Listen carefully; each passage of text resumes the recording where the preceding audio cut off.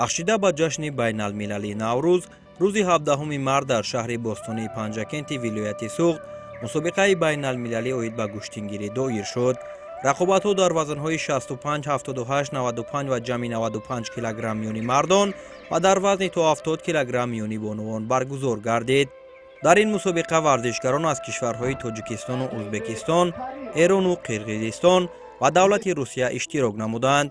баргузоршавии чунин мусобиқаи байналмилалӣ оид ба гӯштингирӣ дар рушди гӯштини миллӣ ва таҳкими нуфузи варзиши Тоҷикистон дар арзаи ҷаҳонӣ нақши бузург мебозад.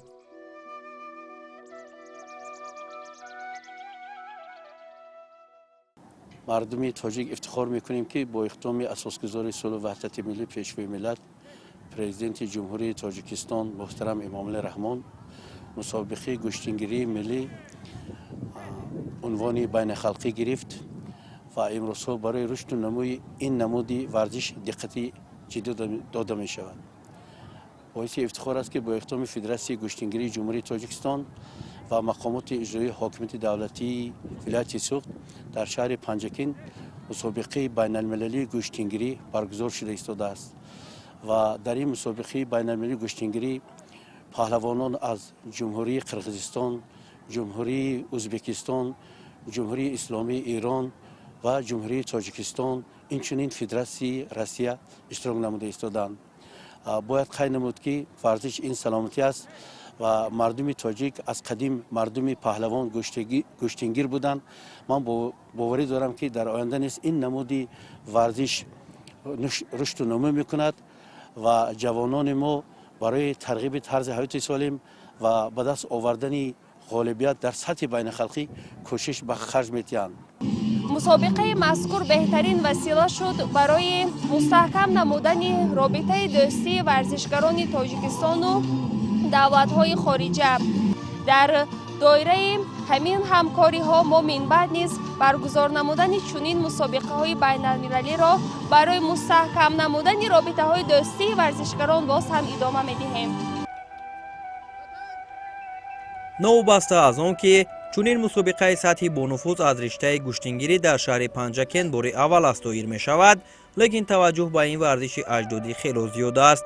наврасону ҷавонони ин ҷо ба гӯштини суннатӣ хело зиёд майлу рағбат доранд ва дар ҷашну маъракаҳо гӯштингирӣ мекунанд.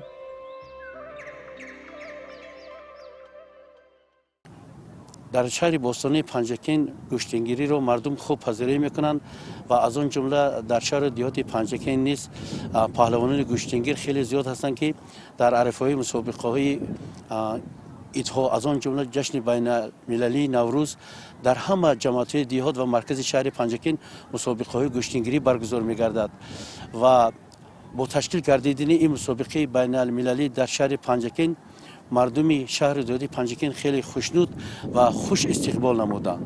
мо ҳоло дар маркази суғди қадима Панҷакенти бостонӣ қарор дорем. ватани қаҳрамони халқи тоҷикон Диваштич қарор дорем ва бо иқдоми албатта пешвои муаззами миллат бо ҳидоятҳои он кас дастгирии раиси вилоят ва раиси шаҳри Панҷакен дар якҷоягӣ бо федератсияи гӯштинги миллии тоҷикӣ ки имрӯз мақоми байналхалқ гирифтааст, дар ин шаҳри бостонӣ бори аввал чунин як мусобиқаи бошкӯҳ гузаронида шудааст. мо дар арафаи рӯзҳои наврӯзӣ қарор дорем. ман қаблан ҳамчун сармураббии гӯштинги миллии вилояти суғд тамоми мардуми шарифи тоҷикистона, тамоми мардуме ки ба забони форсӣ сухан мегӯянд, ки ин аслан наврӯз ҷашни мардуми форс, мардуми мо ҳаст, табрику таҳният мегӯям ва ман боварӣ дорам, ки бо гузаштани чунин як мусобиқаҳои сатҳи байналхалқӣ албатта дар водии Зарафшон низ ин намуди гӯштинги аҷдодӣ рушд мекунад. қабл аз оғози нерӯсанҷиҳо дар мусобиқаи имрӯза паҳлавонон пайи гарм кардани бадан машғул буданд. мо низ баҳри пайгир шудан аз рафти омодагии онҳо ба макони тамрин омадем. дар ин ҷо паҳлавонон аз ҳама кишварҳои иштирокчӣ ҳузур доштанд ва ҳама барои ғолиб шудан омодагӣ мегирифт. бархе аз онҳо бори аввал буд, ки ба Тоҷикистон ташриф овардааст ва аз омадан ба ин ҷо хело хушҳол аст. Приехал первый раз в Таджикистане. Очень гостеприимно встретили, все подарки, сладости угощали, все мне понравилось, все очень с душой встретили. Старинный город в нем, мне понравилось, на экскурсию сходили мы в музей, тоже интересно очень было послушать. Ну, борьбой, да, настраиваюсь, конечно, я сюда бороться приехал, разминаюсь сейчас. Надо чуть пропотеть, подпустить, чтобы чуть-чуть разогретым быть и без травм, главное. ман бори аввал аст ки ба Тоҷикистон омадам ва дар мусобиқаи гӯштингирӣ иштирок мекунем. барои ба ин ҷо омадани мо президенти Федератсияи гӯштингирии Қирғизистон Эралиев Мерлан саҳми бузург дорад. мо кӯшиш мекунем, ки дар мусобиқаи имрӯза хуб ҳунарнамоӣ карда дар дигар мусобиқаҳои Тоҷикистон боз ҳам омада иштирок намоем. дар баробари варзишгарони хориҷӣ паҳлавонони мо барои ҳунарнамоӣ арзанда нишон додан омодагӣ мегирифтанд. ҳама талош мекарданд, ки ҳунарнамоӣ хуб нишон диҳанд. Наби Нуралӣ варзишгаре, ки дар мусобиқаҳо дар вазни 65 килограмм баромад мекунад, имрӯз ҳам барои муваффақ шудан ба шаҳри Панҷакент омадааст. омодагиҳо дар сатҳи хеле баланд қарор дорад. мо умедвор аз он ҳастем, ки дар ин мусобиқа ҳунарнамоӣ хуб мекунем ва сазовори медал мегардем. парчами ҷумҳуриямонро дар ин шаҳр Панҷакен баланд мебардем. боварӣ ҳаст, мо машқҳои дастаҷамона гузаронида будем пеш аз این مسابقات و آمادگی در سطح خیلی بلند قرار دارد. خوراکشی علاقه پشت سر شد. رقابت اولین نماینده جمهوری تاجیکستان است، سرور عبدالشکورов است. ما امیدوار هستیم که پیروزی به دست میاریم و سزاوار مدال میشیم. در وزن‌های سبک پهلوانان بهترین از تاجیکستان حضور داشتند، لیکن میانی سنگین وزن‌ها پهلوانان شناخته تاجیک مثل شکر محمد میر محمدов، شریف نظریف، فردوس نسیمов و چندی از دیگران به پنجکن نآمده بودند. چون در این وزن پهلوانان شناخته همسایه کشور ما ازبکستان شیرعلی جورایف و اشتراکچی بازی‌های المپیک توکیو 2020 بکنورود آلتیبویف حضور داشتند. اشتراک پهلوانان شناخته ما هم بر نفع کار بود. امید اساسی در گشتن این جام میانی ورزشکاران وزنشان به اضافه 95 کیلوگرم از تاجیکستان و ددخان قربانعلیف بود.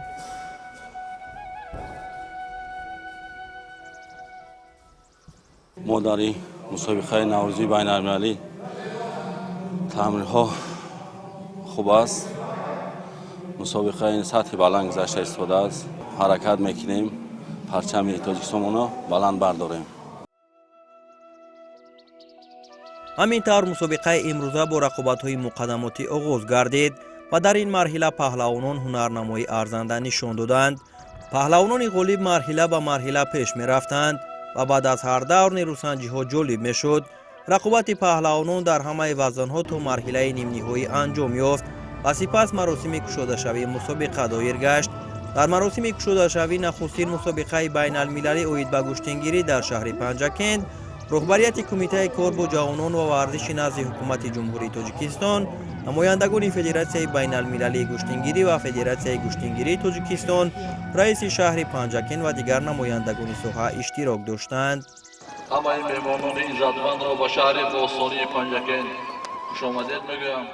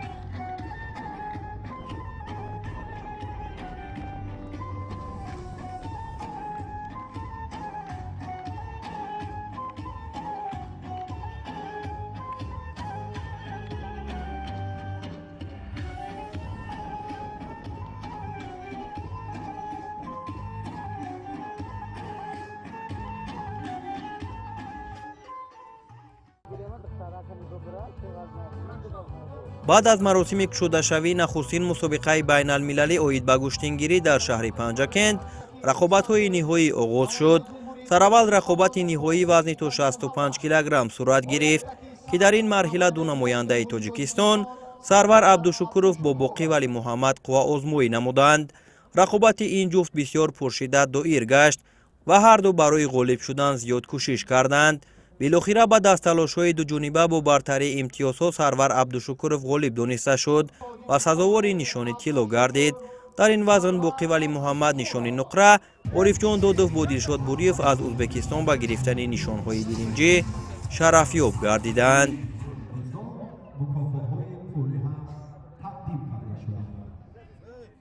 در وزن 65 کیلوگرم توانستم که جای اول گردم.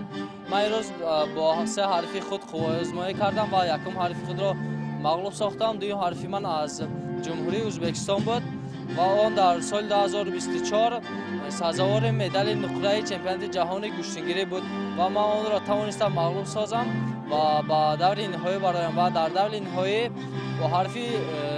با حرفی تاجیکستانی خودمان باقی ولی محمد قوا آزمایی کردم و آن را مغلوب ساختم و سزاوار جای اول گشتم. تمرین های ما خیلی خوب بود با مربی رزق‌الدین رجبov و ددخان قربانعلیف. خیلی تیاری خوب دیدیم و ما توانستیم که جای اول گردیم. در وزن تا 78 کیلوگرم با دست تلاش‌های زیادی پهلوانان محمد شریف نجمیدینov، نوروز کریمزاد، абубакр боқиев ва алимардон абдуллаҳатов ба марҳилаи нимниҳоӣ роҳ ёфтанд. аввалин шуда дар ин марҳила маҳмадшариф наҷмиддинов бо абубакр боқиев рӯи гилем омаданд. рақобати ин ҷуфт бисёр ҷолиб ва диданӣ сурат гирифт ва билохира бо ғалабаи наҷмиддинов хотима ёфт. дар рақобати дигари ин давр наврӯз каримзод бо паҳлавони узбек алимардон абдуллаҳатов ба майдон баромаданд. нерӯсанҷии ин ҷуфт дер давом накард, зеро ки наврӯз бо як партофти зебо дар баробари рақиб ғолиб омад ва ба марҳилаи ниҳоӣ роҳ гирифт. ҳамин тариқ баъди талошҳои зиёд маҳмадшариф наҷмиддинов бо наврӯз каримзод тавонистанд дар финал бо ҳам рақобат намоянд. ҳар ду арзанда буданд ва ҳар ду даъвои қаҳрамонӣ мекарданд. нерӯсанҷӣ хуб мерафт, партофтҳо ва талошҳо аз ҳар ду ҷониб ба назар мерасиданд, лекин дар натиҷа ғолибият насиби маҳмадшариф наҷмиддинов шуд.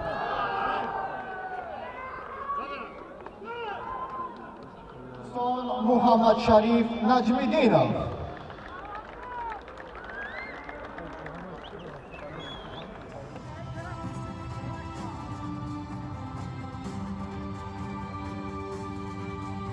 Navrozi Karimzod qahramoni jahon dar risai Qozoq. аввало мардуми шариф тоҷикистонро ба ин наврӯзи аҷдодӣ табрик муборакбод менамоям. чӣ гуна дидаасе ки ман дар ин мусобиқаи байналмилалӣ ки дар соли 2025 бори аввал мегузарад, ман дар ин ҷо тавонистам сазовори медали тилло гардам ва парчами ҷумҳурии тоҷикистонро парафшон намудам ва суруди миллиро дар арсаҳои байналмилалӣ садо дод.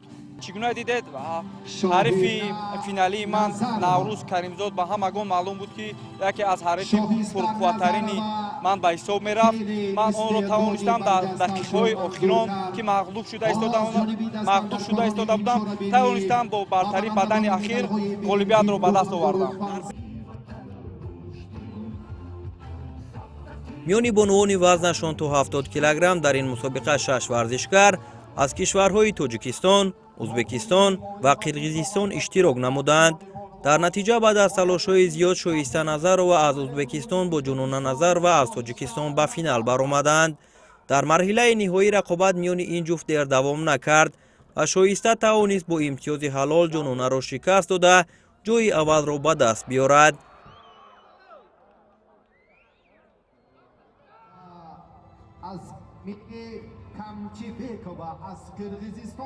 дар ин вазн ҷонона ба гирифтани мақоми дуюм ва шоҳида қаландарова бо азими қамчибекова ба гирифтани ҷойҳои сеюм мушарраф шуданд. مسابقه خیلی خوب گذشت. اولین رقیبی من از ازبکستان بود، او را مغلوب کردم. رقیبی دومم از قرقیزستان بود، او را هم مغلوب کردم و به فینال برآمدم. و در فینال رقیبی من از من کمتر وزنش زیادتر هم بود. کوشش کردم و اما نشد و تمرینم رو زیاد میکنم و میخوام در مسابقه های دیگر جای اول را اشغال کنم. дар нерӯсанҷиҳои вазни то 95 килограмм паҳлавонони хеле қавӣ иштирок доштанд. паҳлавонони мо то марҳилаи нимниҳоӣ тавонистанд рохат гиранд. дар марҳилаи нимниҳоӣ ин вазн ғазалшоҳи давлатшо аз рақиби узбекистониаш шикаст хӯрду улуғбек раҳимов аз паҳлавони эронӣ ноком шуд. финали ин вазн бо рақобати ҷонибек казаков аз узбекистон бо содиқ озаранҷ аз эрон доир гашт. дар ин озмоӣ паҳлавони узбекистон ғолибият ба даст оварда ва гирифтани нишони тилло даст ёфт.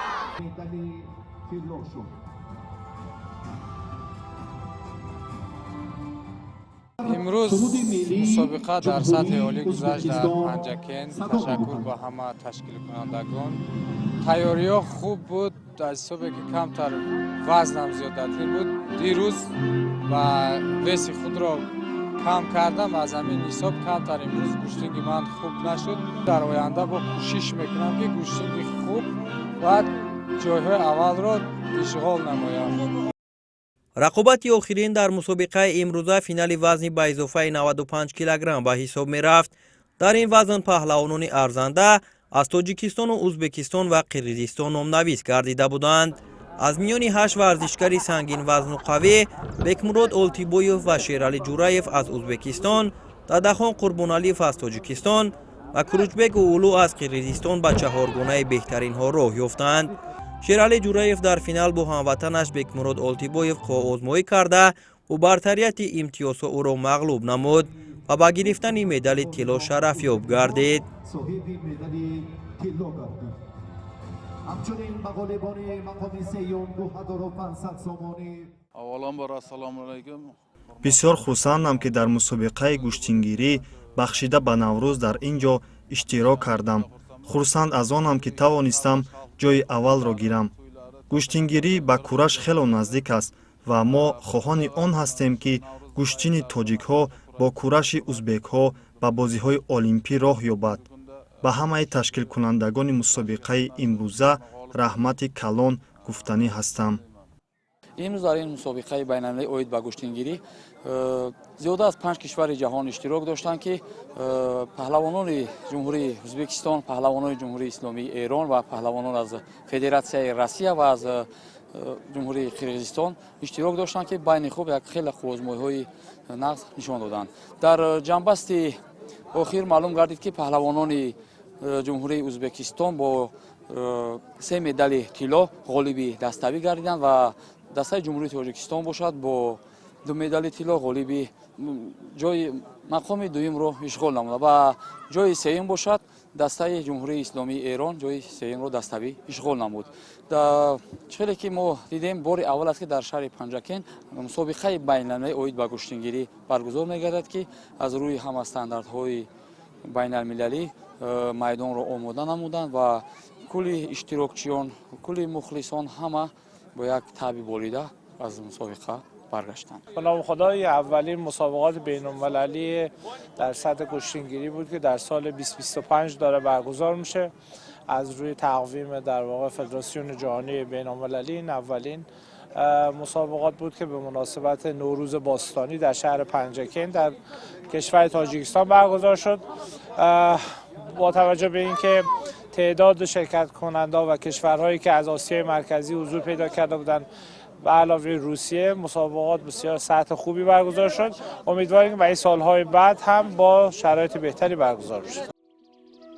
با همین ترتیب نخستین مسابقه بین‌المللی اوید به گوشتنگیری در شهر پنجکن به انجام رسید.